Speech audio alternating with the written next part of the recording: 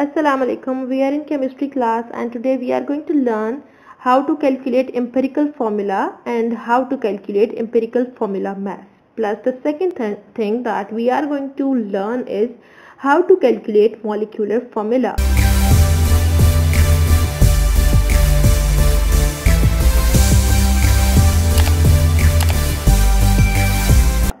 ठीक हो गया। तो इसके लिए बच्चे हम केमिस्ट्री की बुक में एग्जाम्पल नंबर 5 को डिस्कस करेंगे। एग्जाम्पल नंबर 5 में उन्होंने क्या बताया है, the combustion analysis of an organic compound shows it to contain 65.44% carbon, 5.50% hydrogen and 29.06% oxygen. What is the empirical formula of the compound if the molecular mass of this compound is 110.15 gram per mole? Calculate the molecular formula of the compound. तो बच्चे किसी भी numerical को solve करने का method ये होता है कि आप सबसे पहले उसका डाटा लिख लेते हो। तो इसमें जो डाटा है वो मैंने लिख लिया है। इसमें इन्होंने बताया हुआ है percentage of carbon that is 65.44%, percentage of hydrogen that is 5.50%, percentage of oxygen that is 29.06%, and then molecular mass बताया हुआ इन्होंने दैट इज 110.15 ग्राम पर मोल। और इसके अंदर हम लोगों ने क्या कैलकुलेट करना है, we have to calculate its empirical formula plus we have to calculate its molecular formula. ठीक है। So now moving towards solution. Solution में बच्चे हमारे पास जो फर्स्ट स्टेप आ जाता है that is in empirical formula calculation. तो पहले हम सॉल्व करेंगे बच्चे एम्पिरिकल फॉर्मूला को। ठीक है, एम्पिरिकल फॉर्मूला कैलकुलेट करेंगे। तो इसके लिए हमारे पास जो फर्स्ट स्टेप आता है that is calculation of gram atoms. हमने क्या चीज फाइंड करनी होती है बच्चे, ग्राम एटम्स फाइंड करने होते हैं। मेन स्टेप्स की हेडिंग्स को मैं हाईलाइट करती जाऊंगी ताकि आपको कोई डिफिकल्टी ना हो। ग्राम एटम्स कैलकुलेट करने के लिए हमारे पास जो फॉर्मूला है वो क्या होता है, gram atoms is equals to percentage जो ऊपर गिवन है डिवाइडेड बाय मोलर मास। ये हमारे पास इसका फॉर्मूला है। अब इसमें बहुत ही सिंपल है। हम लोग सबसे पहले number of gram atoms of carbon calculate करेंगे। ठीक है, तो कार्बन के परसेंटेज कितनी बताई हुई है, 65.44%। तो यहाँ पर आ जाएगी 65.44% डिवाइडेड बाय बच्चे कार्बन का मोलर मास कितना होता है, 12 होता है। इनको डिवाइड करोगे तो आपके पास आंसर क्या आ जाएगा, 5.45 ग्राम एटम्स ऑफ कार्बन। ठीक है, तो ये हमारे पास आंसर आ गया है अभी तक। उसके बाद बच्चे नेक्स्ट हम क्या कैलकुलेट करेंगे, number of gram atoms of hydrogen. ठीक है, तो हाइड्रोजन की यहाँ पर परसेंटेज कितनी बताई हुई है, 5.50%। तो यहाँ पर भी फिर हम क्या करेंगे, 5.50% डिवाइडेड बाय हाइड्रोजन का मोलर मास होता है बच्चे 1.008।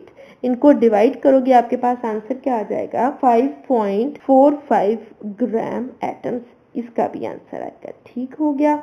नेक्स्ट हम लोग क्या कैलकुलेट करेंगे, we are going to calculate number of gram oxygen atoms. Oxygen की परसेंटेज यहाँ पर कितनी बताई हुई है, 29.06%। तो हम यहाँ पर लिखेंगे बच्चे 29.06% डिवाइडेड बाय ऑक्सीजन का मोलर मास हमारे पास होता है 16।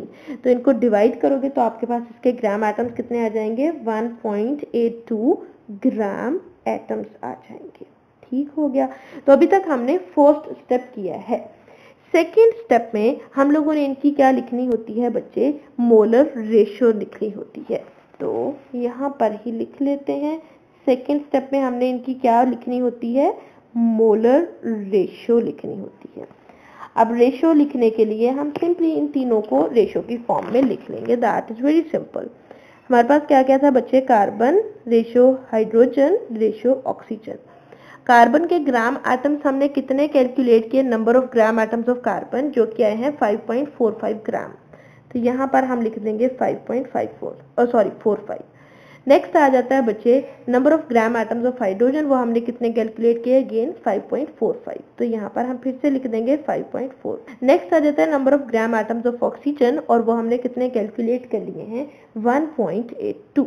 ठीक है, तो ये हम लिख देंगे 1.8। अब फिर हम क्या करते होते थे, हम डिवाइड करते थे स्मॉलेस्ट फिगर पे। यहाँ पर अगर हम देखें तो हमारे पास हमने लिखी हुई थी ratio carbon, ratio hydrogen, ratio oxygen, that was 5.45, 5.45 और 1.82। अब हमने सीखा था कि हम जो स्मॉलेस्ट नंबर होते हैं उस पर सबको डिवाइड कर देते हैं और यहाँ पर स्मॉलेस्ट नंबर क्या है 1.82, तो 1.82 पे हम इन तीनों को डिवाइड करेंगे। जब आप इन तीनों को 1.82 पे डिवाइड करोगे तो आपके पास आंसर आएगा यहाँ पर 3, यहाँ पर भी 3 और यहाँ पर क्या आ जाएगा 1। तो रेशो आ चुकी है 3:3:1। अब हम इसका आराम से एम्पिरिकल फॉर्मूला लिख सकते हैं। कार्बन के इसमें कितने मॉलिक्यूल्स हैं बच्चे 3, हाइड्रोजन के कितने मॉलिक्यूल्स हैं 3 और सॉरी एटम्स हैं, और ऑक्सीजन के कितने हैं 1। सो C3H3O इसका हमारे पास क्या आ चुका है एम्पिरिकल फॉर्मूला आ चुका है। तो ये हमने इसका फर्स्ट पोर्शन तो सॉल्व कर लिया है, इसका एम्पिरिकल फॉर्मूला हमने कैलकुलेट कर लिया है। ओके जी, सो फर्स्ट पोर्शन हम सॉल्व कर चुके हैं, दैट वाज एम्पिरिकल फॉर्मूला। अब हम सेकंड पोर्शन की तरफ मूव करेंगे। सेकंड पोर्शन में हमें क्या कैलकुलेट करना है बच्चे, इसका मॉलिक्यूलर फॉर्मूला। ठीक हो गया, तो सबसे पहले हम इसका फॉर्मूला लिख लेते हैं। मॉलिक्यूलर फॉर्मूला का फॉर्मूला क्या होता है, it is equals to n multiplied by empirical formula. ठीक है, अब हमारे पास एम्पिरिकल फॉर्मूला तो है लेकिन n नहीं है, तो पहले हम n का फॉर्मूला लिखते हैं। n का फॉर्मूला हमारे पास क्या होता है बच्चे, molar mass of the compound, ठीक हो गया, divided by empirical formula mass. Molar mass of the compound divided by हमने क्या करना होता है एम्पिरिकल फॉर्मूला मास। हो गया यहाँ तक। अब हमारे पास molar mass of the compound तो गिवन है, that was 110.15 gram per mole. ये आप देख सकते हो, यहाँ हमने इंफॉर्मेशन में लिखा हुआ है हमारे डेटा में। लेकिन सेकंड जो n के लिए, n को कैलकुलेट करने के लिए हमें चाहिए एम्पिरिकल फॉर्मूला मास, वो हमें नहीं पता, वो हम पहले फाइंड कर लेते हैं।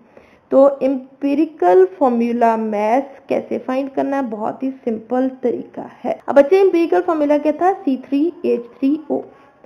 तो कार्बन के कितने एटम्स हैं 3 मल्टीप्लाइड बाय कार्बन का एटॉमिक मास होता है 12 प्लस हाइड्रोजन के कितने एटम्स हैं 3 मल्टीप्लाइड बाय हाइड्रोजन का एटॉमिक मास क्या होता है 1 प्लस ऑक्सीजन का एटॉमिक मास क्या होता है 16। तो ये हमारे पास हो गया C3H3O का हमने मैसेज यहाँ पर लिख दिए।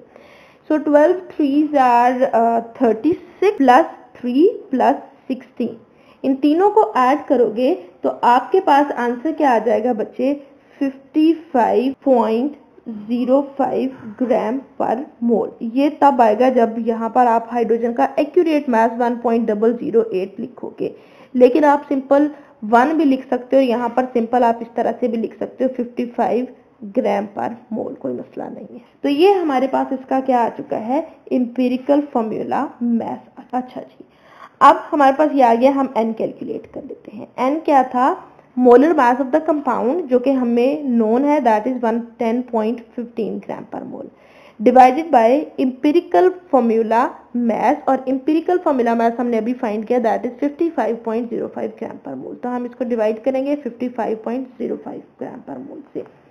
डिवाइड करने पर हमारे पास आंसर क्या आ जाएगा बच्चे 2। तो n हमने कैलकुलेट कर लिया, क्या आया है 2। अब हम सिंपल फॉर्मूला पुट करेंगे फिर से, molecular formula is equals to n into हमारे पास क्या होता है एम्पिरिकल फॉर्मूला। ठीक है, अब n अभी अभी हमने कैलकुलेट किया, क्या है 2, और एम्पिरिकल फॉर्मूला हमने ऊपर से कैलकुलेट किया था, दैट वाज C3H3O। तो हम यहाँ पर लिखेंगे C3H3O, इनको मल्टीप्लाई करेंगे तो आंसर क्या आ जाएगा C6H6O2। तो ये हमारे पास इसका क्या बन चुका है बच्चे, मॉलिक्यूलर फॉर्मूला बन चुका है। तो इस तरह से हम लोग आराम से मॉलिक्यूलर फॉर्मूला कैलकुलेट कर सकते हैं। ठीक है, तो हमने देखा कि किस तरह से एम्पिरिकल फॉर्मूला कैलकुलेट किया जाता है और फिर किस तरह से एम्पिरिकल फॉर्मूला को इस्तेमाल करते हुए हमने अपना क्या फाइंड कर लिया बच्चे, मॉलिक्यूलर फॉर्मूला फाइंड कर लिया। आई होप सो कि आपको क्लियर हो गया होगा। यहाँ तक कुछ समझ ना आए, कुछ भी पूछना हो तो आप मुझसे क्वेश्चन कर सकते हैं। You are really free to ask any type of question.